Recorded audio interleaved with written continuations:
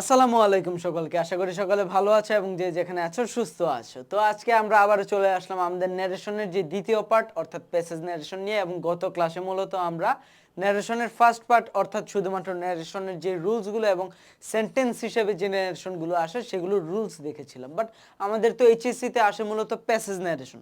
তো আমাদেরকে আসলে আসলে প্যাসেজ ন্যারেশনের এই বিষয়টি সলভ করা শিখতে হবে। তো প্যাসেজ ন্যারেশনের মূলত অত বেশি রুলস নেই, যেহেতু রুলসগুলো আমরা আগেই পড়ে এসেছি। আমাদের শুধুমাত্র কিছু রুলস আছে এবং মূলত আজকে আমরা করব প্র্যাকটিস। এখন দেখো, প্র্যাকটিসের জন্য আমরা কিন্তু শুধুমাত্র এখানে দুইটা তিনটা একটা প্র্যাকটিস করলে কিন্তু প্যাসেজ প্র্যাকটিস করলে কিন্তু মূলত আমাদের প্র্যাকটিস শেষ হবে না। আমাদের প্র্যাকটিস করতে হবে বোর্ডের কোশ্চেন, আমাদের প্র্যাকটিস করতে হবে বোর্ডের বাইরেও আরও কিছু কিছু কোশ্চেন। এখন এই প্র্যাকটিসগুলো মূলত আমরা কোথা থেকে করব ভাইয়া? এই প্র্যাকটিসের জন্য তোমাদের জন্য আমাদের একটি বই আছে, যে বই থেকে তোমরা প্র্যাকটিস করতে পারো। কারণ এই বইয়ের মধ্যে মূলত আমাদের যে ইগুলো আছে, যে বোর্ডের কোশ্চেন বলো কিংবা বোর্ডের বাইরের যে কোশ্চেনগুলো বলো, এগুলো কিন্তু দেয়া আছে, ঠিক আছে? তো ওই বইটি যদি আমি তোমাদেরকে দেখাই, দেখো এই বইটি হচ্ছে মূলত যে QnA combined English one book to conquer HSC English, ঠিক আছে?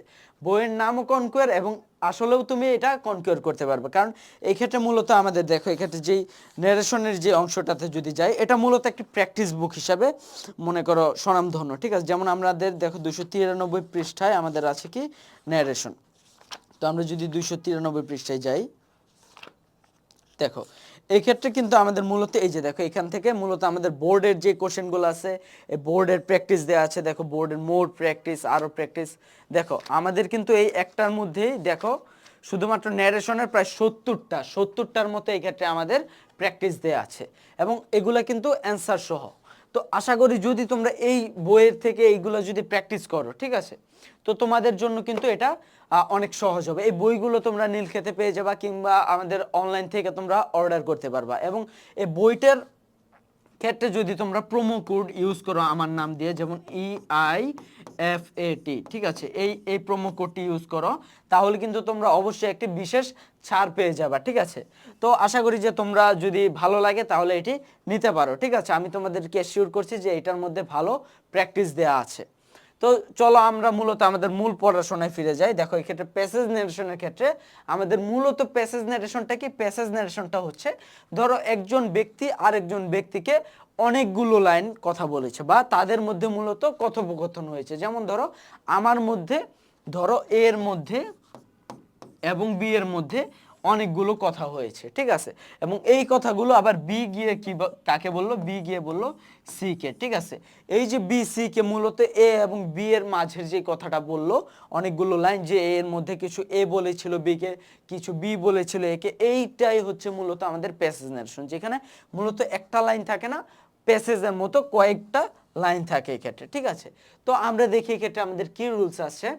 দেখো এই ক্ষেত্রে আমাদের দেখো যদি আমরা রুলস দেখি, এক্ষেত্রে বলা হচ্ছে যে তোমার ডিরেক্ট, দেখো এক্ষেত্রে বলা আছে যে অনেক সময় আমরা মূলত রুলসগুলোর ক্ষেত্রে দেখেছিলাম যে রিপোর্টিং ভার্ব অর্থাৎ ইনভার্টেড কমার বাইরের যে অংশটা, সেটা কিন্তু সবসময় কথা ছিল আগে ছিল। কিন্তু আমাদের এই ক্ষেত্রে দেখো, এই ক্ষেত্রে বলা হচ্ছে তোমার দেখো ইনভার্টেড কমার অংশটা আগে দেওয়া এবং ইনভার্টেড কমার বাইরের অংশ অর্থাৎ যেটাকে আমরা রিপোর্টিং ভার্ব বলছি, সেটা কিন্তু পরে দেওয়া। আচ্ছা এই ক্ষেত্রে আমরা কি করব? কারণ আমরা জানি যে এটা শুরুতে যদি থাকে তাহলে সেটা আমরা শুরুতে চেঞ্জ করে আসলাম, কিন্তু এটা যেহেতু পরে দেয়া আছে, তো এইটা আমরা কিভাবে চেঞ্জ করব ভাইয়া? এইটা আমাদের চেঞ্জ করার ক্ষেত্রে এইটাকে আমাদের শুরুতে নিয়ে আসতে হবে। ঠিক যেভাবে দেখো এই ক্ষেত্রে শুরুতে নিয়ে আসলো, তারপর ইনভার্টেড কমার যে অংশটা সেটাকে পরে নিয়ে আসলো।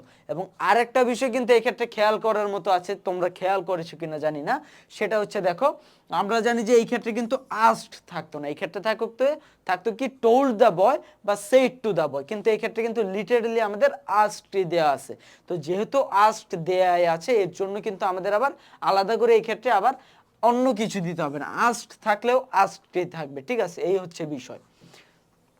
তারপরের যে রুলস সেটাই যদি দেখো, এই ক্ষেত্রে বলা আছে যে তোমার পরবর্তী যে রুলসে যায়, কোনো বক্তার পর পর একাধিক ওয়ার্ড, ঠিক আছে? ধরো আমার কথা তো এক লাইনে হয়তো বা শেষ হয় না, অনেক সময় ধরো আমি কয়েকটা লাইন টানে টেনে বলছি, ঠিক আছে? যে বললাম যে ওই লোকটা অনেক খারাপ, তারপর আবার বললাম যে ও আসলে খারাপ খারাপ ইল্লিগাল কাজ করে, ঠিক আছে, ও অবৈধ অনেক টাকা আছে। এই যে আমি অনেকগুলো লাইন বললাম, এখন এই লাইনগুলোর ক্ষেত্রে কি প্রতিবার তোমার বলতে হবে যে হি সেড টু মি আবার আমরা বললাম হি সেড টু মি, আবার বললাম হি টোল্ড মি, এগুলোর আসলে দরকার নেই, কারণ আমরা যখন কথাগুলো বলি মূলত শুনতে যাতে ভালো লাগে। তো শুনতে যেহেতু ভালো লাগার বিষয়, তো এই ক্ষেত্রে যদি আমরা প্রতিবার বলি সে আমাকে বলল, আবার বললাম সে আমাকে বলল, আবার বললাম সে আমাকে বলল, এটা কিন্তু শুনতে ভালো লাগে না। তো আমরা এটাকে কিভাবে বলতে পারি? আমরা বলতে পারি যে সে আমাকে এটা বলল, তারপরে বলল যে এইটা, তারপরেও আবার সে বলল এইটা। ঠিক আছে, তো এটাকে আমরা ইংলিশে যদি অ্যাড করি বা কনভার্ট করি, তখন দেখো বলবে অ্যাডেড। যদি আবার বলে আমরা বলতে পারি ফার্দার অ্যাডেড, আবার বললে বলতে পারি অলসো সেড, আবার বললে বলতে পারি এগেইন সেড। ঠিক একইভাবে যদি কোশ্চেনের ক্ষেত্রে এটা হয়, ইন্টারোগেটিভ সেন্টেন্সের ক্ষেত্রে, তখন আমরা কিভাবে করতে পারি? Also asked, again asked, further asked. এইভাবে কিন্তু আমরা করতে পারি যে সে আমাকে আবার জিজ্ঞেস করলো, এরপরেও আবার জিজ্ঞেস করলো, বারবার জিজ্ঞেস করলো, সরি, ঠিক আছে। এইভাবে কিন্তু আমরা এটা অ্যাড করলে আমাদের জন্য এটা ভালো হয়। যেমন এক্সাম্পল দেখো এই ক্ষেত্রে, the old man said to me, বুড়ো লোকটি আমাকে বললো you can go home now. তারপরে দেখো একটা সেন্টেন্স শেষ হলো ফুল স্টপের মাধ্যমে, তারপর আবার শুরু হলো ইউ মে কাম টুমরো। তার মানে এই ক্ষেত্রে দুইটা সেন্টেন্স ছিল। তো এটা যদি আমরা চেঞ্জ করতে চাই, প্রথমে দেখো, প্রথমে একবার বললাম, তারপর যখন আমাদের শেষ হলো ফুল স্টপ দিলাম, তারপর কিন্তু আমরা আবার কিন্তু এইটা বলিনি, the old man told me, এই অংশটুকু কিন্তু আমরা আবার আনি না। আমরা জাস্ট এই ক্ষেত্রে কি বললাম? হি অ্যাডেড, সে এর সাথে যুক্ত করলো যে তুমি কবে আসবা, তুমি পরের দিন আসতে পারো। ঠিক আছে, এইটা দেখো তোমার দুইবার যে বক্তব্য বা তিনবার বক্তব্য দেওয়া হয়, এটাকে মূলত আমরা এভাবে প্রকাশ করতে পারি। ঠিক আছে, তারপর দেখো এক্ষেত্রে আমাদের বলা আছে কি, আমাদের বলা আছে যে রিপোর্টেড স্পিচে যদি শুধুমাত্র ইয়েস থাকে তাহলে কি করব?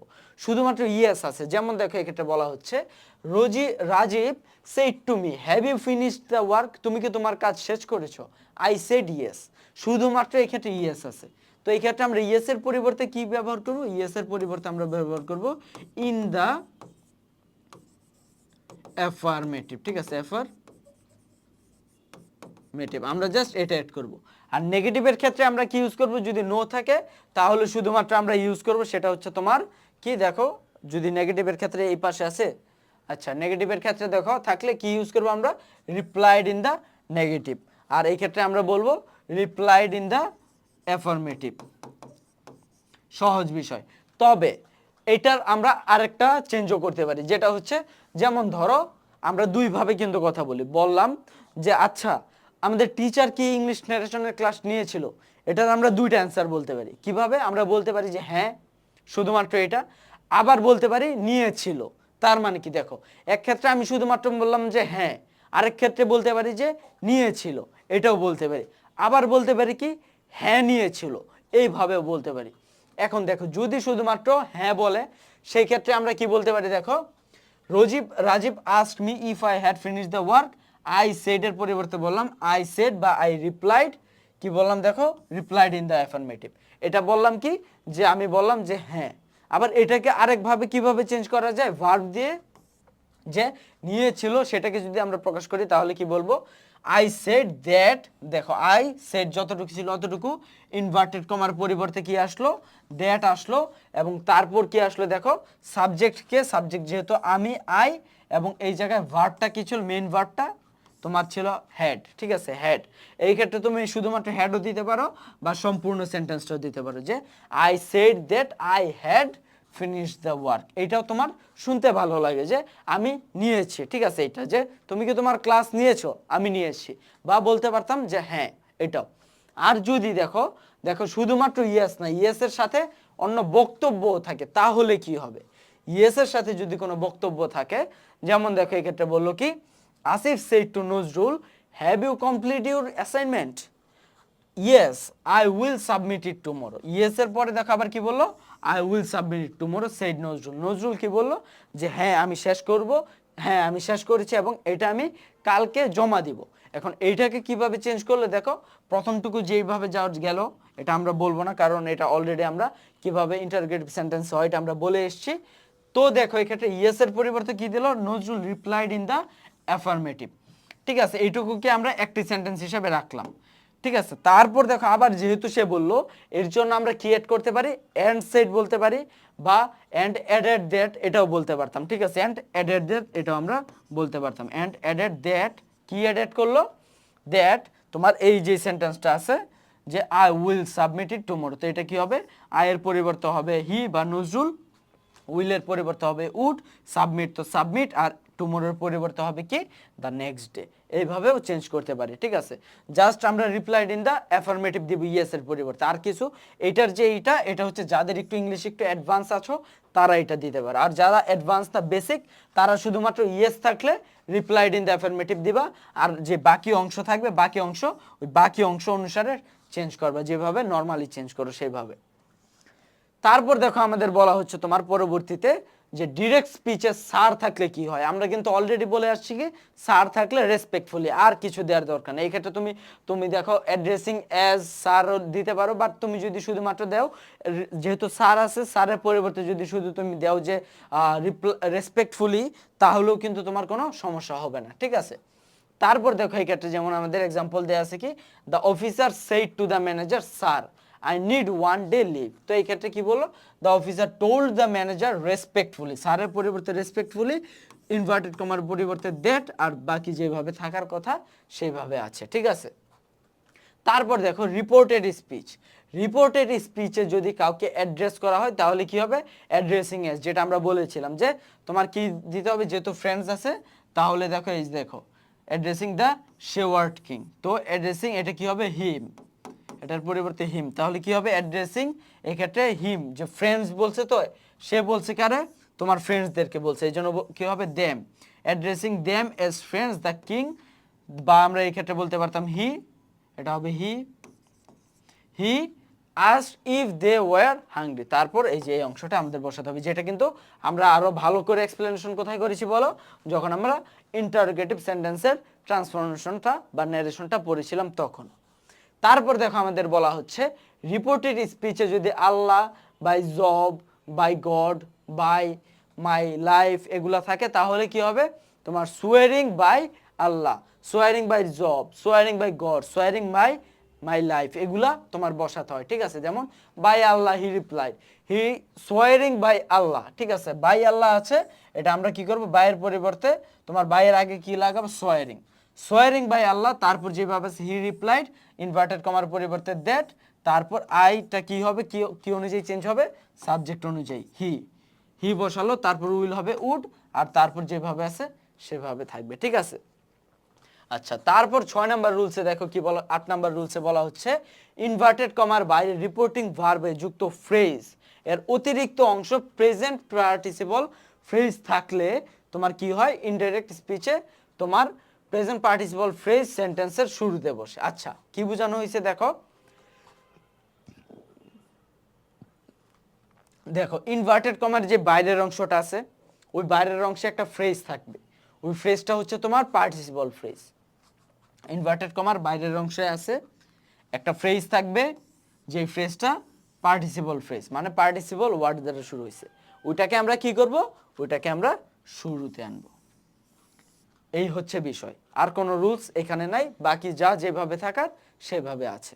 আচ্ছা, তারপর দেখো এক্ষেত্রে আমাদের বলছে যে রিপোর্টেড স্পিচটি অ্যাসার্টিভ ফর্ম হওয়া সত্ত্বেও যদি তার শেষে প্রশ্নবোধক চিহ্ন থাকে, তার মানে কি রিপোর্টেড স্পিচটি তোমার কি আছে, দেখো তোমার ভার্ব যেখানে থাকার কথা সেখানে আছে অ্যাসার্টিভ সেন্টেন্সের মতো, প্রথমে সাবজেক্ট, তারপর ভার্ব, তারপর কি আছে অবজেক্ট আছে, ঠিক আছে, এইভাবে থাকার কথা, কিন্তু শেষে কি আছে প্রশ্নবোধক চিহ্ন। কিন্তু আমরা জানি প্রশ্নবোধক কোথায় বসে, ইন্টারোগেটিভ সেন্টেন্সে, কিন্তু এটা তো অ্যাসার্টিভ সেন্টেন্স, তাহলে কি হবে, তবে ইনডাইরেক্ট করার সময় রিপোর্টিং ভার্বের পূর্বে বিং সারপ্রাইজড লিখতে হয়। কি লিখতে হয় বলো, বিং সারপ্রাইজড, ঠিক আছে। কেন বিং সারপ্রাইজ লিখতে হয়, কারণ দেখো ধরো বললাম যে সে বলল যে তাজমহল হচ্ছে তোমার মার্বেল পাথর দ্বারা তৈরি, ঠিক আছে, তখন আমি বললাম সত্যি, ঠিক আছে, এই যে সত্যি বললাম, এই সত্যিটা কিন্তু তোমার কোনো ধরনের না ইন্টারোগেটিভ ফর্ম না, কিন্তু এরপরে আমি কি দিলাম, প্রশ্নবোধক সাইন দিলাম। এই যে সারপ্রাইজড, মূলত এইটার জন্য কি করতে হবে, আমাদের বিং সারপ্রাইজ লাগাতে হবে। তো এটা কোথায় আনতে হবে আমাদের, এটা আনতে হবে মূলত আমাদের শুরুতে, ঠিক আছে, শুরুতে আমরা বসাবো কি বিং সারপ্রাইজড, বিং সারপ্রাইজড, তারপর কি বলবো, শি আস্কড মি, ঠিক আছে, শি আস্কড মি, চেঞ্জ কিন্তু করতে হবে আমাদের অনুযায়ী, ইন্টারোগেটিভ অনুযায়ী কি, কারণ দেখো এই ক্ষেত্রে তোমার ইনভার্টেড কমার পরিবর্তে ইফ দিল, তারপর কিন্তু আবার নর্মালি গেল, কিন্তু তার মানে এই ক্ষেত্রে আবার দেখো আস্ট দিল, তার মানে কি চেঞ্জটা করতে হবে কিন্তু তোমার ইন্টারোগেটিভ ফর্ম অনুযায়ী, কারণ যেহেতু প্রশ্নবোধক আছে, কিন্তু ফর্মটা যেহেতু সাবজেক্ট ভার্ব অবজেক্ট অর্থাৎ অ্যাসার্টিভ অনুযায়ী ছিল, এর জন্য কিন্তু আমাদের এই ক্ষেত্রে কি করতে হবে, বিং সারপ্রাইজড আনতে হবে। ঠিক আছে, আচ্ছা তারপর দেখো এই ক্ষেত্রে আমরা যদি 10 নম্বর রুলসে যাই, 10 নম্বর রুলসে কি বলা হচ্ছে দেখো, রিপোর্টেড স্পিচে থ্যাংক ইউ থাকলে কি হয়, এটা কিন্তু আমরা অলরেডি জানি যে থ্যাংক ইউ থাকলে এটা he said to me thank you, এটা কি হয়, হি থ্যাঙ্কড মি। তারপর good morning, good bye, good evening, এই সকল কিছু কিন্তু আমরা এগুলো পড়ে আসছি। ঠিক আছে, তোমরা আরেকবার একটু দেখে নিও পারলে। তারপর দেখো এক্ষেত্রে আমাদের বলা হচ্ছে অনেক সময় রিপোর্টেড স্পিচে পূর্ণাঙ্গ সেন্টেন্স থাকে না। কি হয়, রিপোর্টেড স্পিচে পূর্ণাঙ্গ সেন্টেন্স থাকে না, সেন্টেন্সের অংশ অর্থাৎ ফ্রেজ থাকে। তার মানে কি দেখো, এই যে 50 টাকা শুধুমাত্র একটা ফ্রেজ আছে, সম্পূর্ণ সেন্টেন্স নাই। ঠিক আছে, তখন কি হয়, সেক্ষেত্রে ইনডিরেক্টকে পরিবর্তন করার সময় বক্তার বক্তব্যকে অনুসরণ করতে, এই যে বক্তার যে আগের যে বক্তব্যটা ছিল এটাকে অনুসরণ করে পূর্ণাঙ্গ সেন্টেন্সে রূপান্তর করতে হয়। তুমি কিন্তু শুধুমাত্র এইটুকু রাখলে কিন্তু হবে না, তোমার আগের যেই সেন্টেন্সটা অনুযায়ী সেটাই করতে হয়। ঠিক আছে, যেমন ধরো আমার এবং রিক্সাওয়ালার মধ্যে কথা হলো, আমি বললাম যে যাবেন, সে বলল কই যাবেন, আমি বললাম যে আমি তোমার ধরো ঢাকা বিশ্ববিদ্যালয়ে যাব। তারপর আমি জিজ্ঞেস করলাম যে কয় টাকা নেবেন, কত টাকা নেবেন আপনি, সে বলল 50 টাকা। সে যে এই যে 50 টাকা বললো, এটা দ্বারা মূলত কি বুঝালো, এটা দ্বারা মূলত সে বুঝালো আমি 50 টাকা নিব। তার মানে ন্যারেশনে যখন তুমি বলবা তখন কিন্তু তোমার বলতে হবে যে রিক্সাওয়ালা বলল সে 50 টাকা নিবে।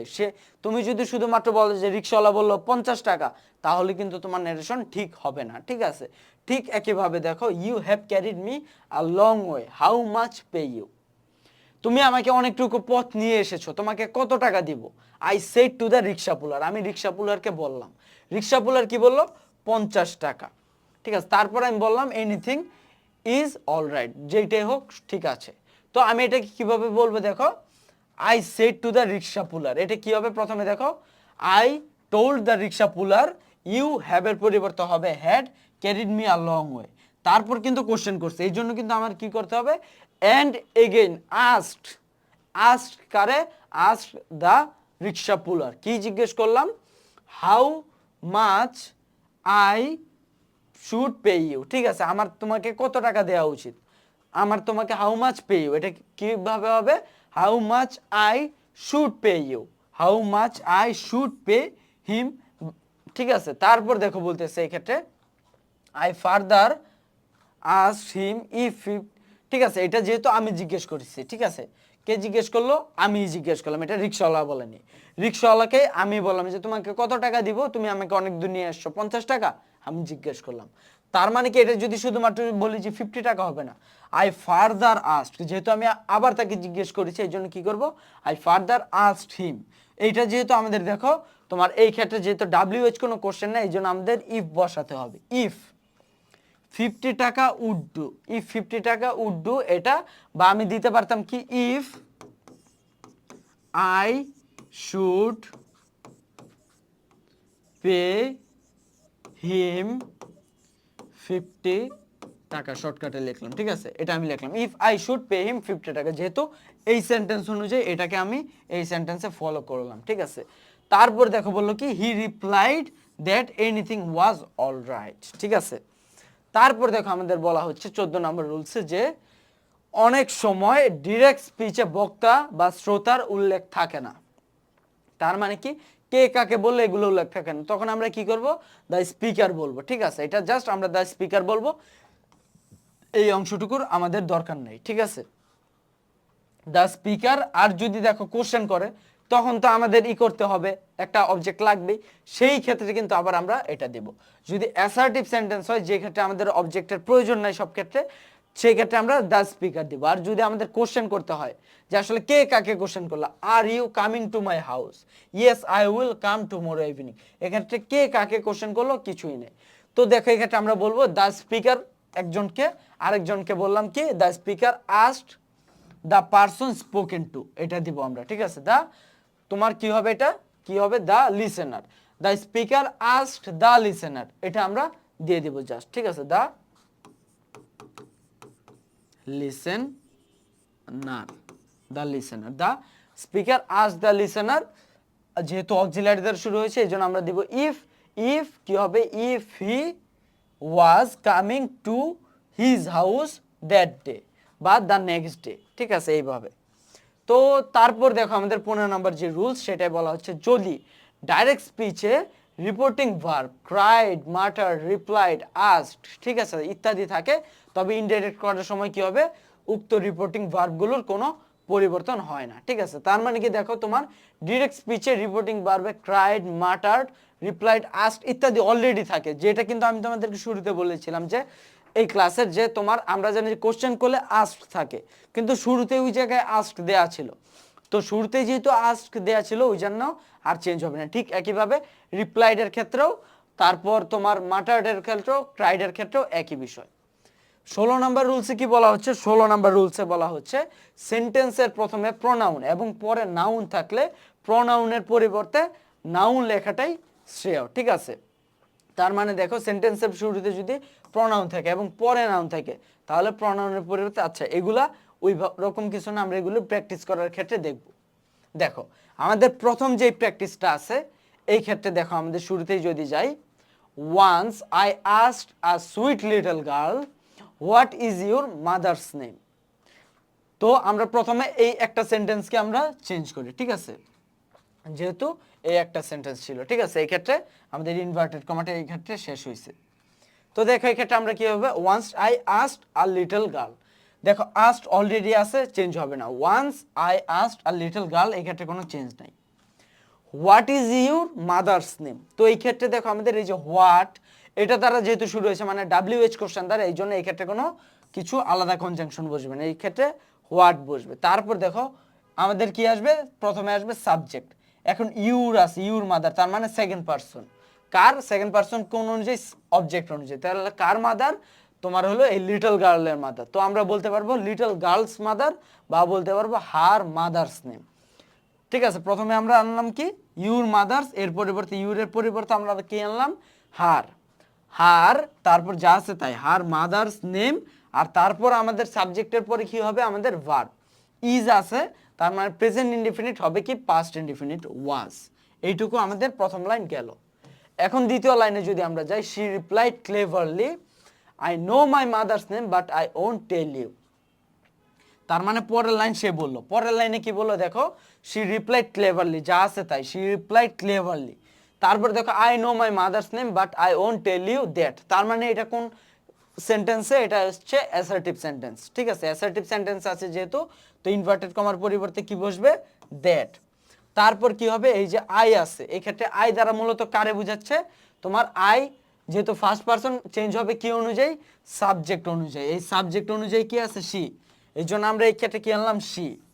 তারপর দেখো নো, নো কোন টেন্সে আছে, V1, V1-এ থাকলে আমরা কি জানি এই ক্ষেত্রে কি হবে, V2, she new her mother's name but she will won't আছে, ওন্ট মানে কি, ওন্ট হচ্ছে তোমার উইল নটের তোমার ফর্ম, ছোট ফর্ম, ঠিক আছে, ওন্ট, তো উইল নট কি হয়ে যাবে আমাদের, উইল হয়ে যাবে উড, আর তারপর নট আছে, আর ভার্ব আমরা জানি যে মেইন ভার্ব এই ক্ষেত্রে আর চেঞ্জ হবে না, ওন্ট টেল ইউ দ্যাট, এক্ষেত্রে ইউ মূলত কে, এক্ষেত্রে ইউ মূলত হচ্ছে আমি, এই জন্য এটা কি হলো তোমার মি, যেহেতু এটা অবজেক্টের জায়গায় বসলো, ঠিক আছে, তো এটা কি হবে, ওন্ট টেল মি দ্যাট। আচ্ছা তারপর কে বললো, তারপর বললাম আমি, কি বললাম আমি, what a clever girl you are, ঠিক আছে, এটা কে বললো, এটা বললাম আমি, ঠিক আছে। তো এই ক্ষেত্রে কি হবে, এক্সক্লেমেটরি সেন্টেন্স, এক্সক্লেমেটরি সেন্টেন্সে আমরা কি জানি, প্রথমে আমাদের এই সেন্টেন্সটা মনে মনে চেঞ্জ করি, what a clever girl you are, কি হবে, এটা হবে you are a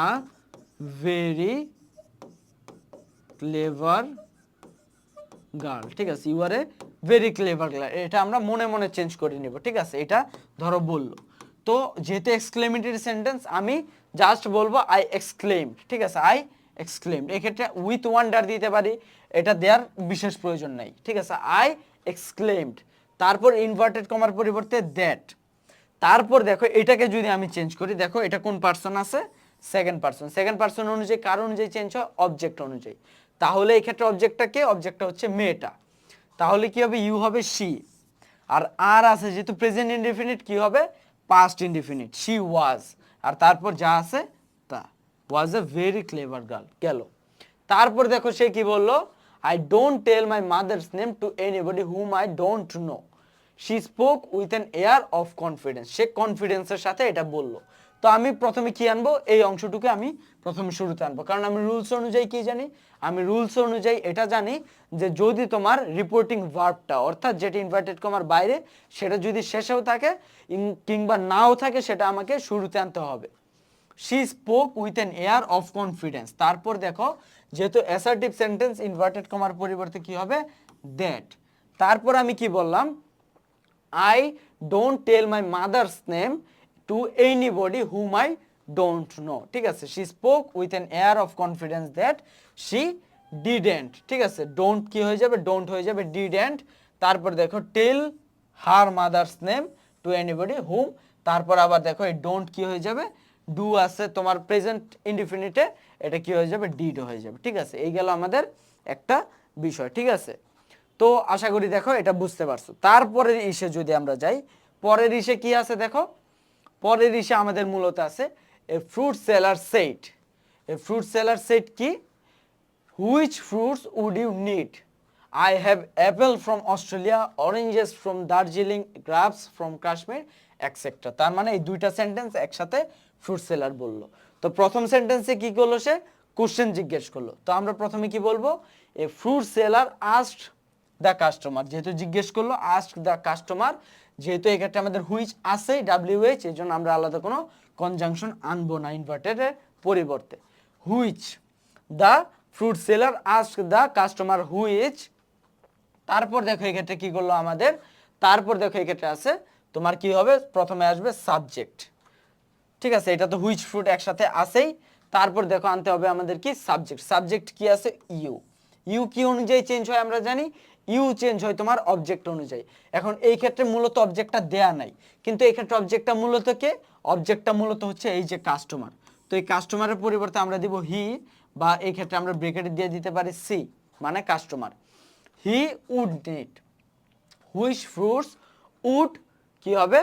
he would need, কারণ উড থাকলে আমরা জানি যে এটা কোনো চেঞ্জ হয় না। তারপর দেখো কি বললো? তারপর আবার বললো। তো এই ক্ষেত্রে আমরা হি এগেইন সেড দ্যাট আমরা দিতে পারতাম। সেলার, এই ক্ষেত্রে আমরা সেলার এস দিয়ে সেলার বুঝাচ্ছি। হি সেড দ্যাট কি বললো? I have. তার মানে হ্যাভ আছে, কি হয়ে যাবে? হ্যাভ হয়ে যাবে হ্যাড, কারণ প্রেজেন্টে থাকলে পাস্টে চলে যায়। He had Apple from Australia, তোমার যা যা আছে তাই থাকবে। তারপর দেখো কাস্টমার কি বললো? The customer said what fruits do you have of our country. তোমার কাছে মূলত আমাদের দেশের কোন ফলটা আছে এটা বলো। ঠিক আছে, তো এই ক্ষেত্রে কি হবে? What fruits do you have of our country, এটা সে কোশ্চেন করলো।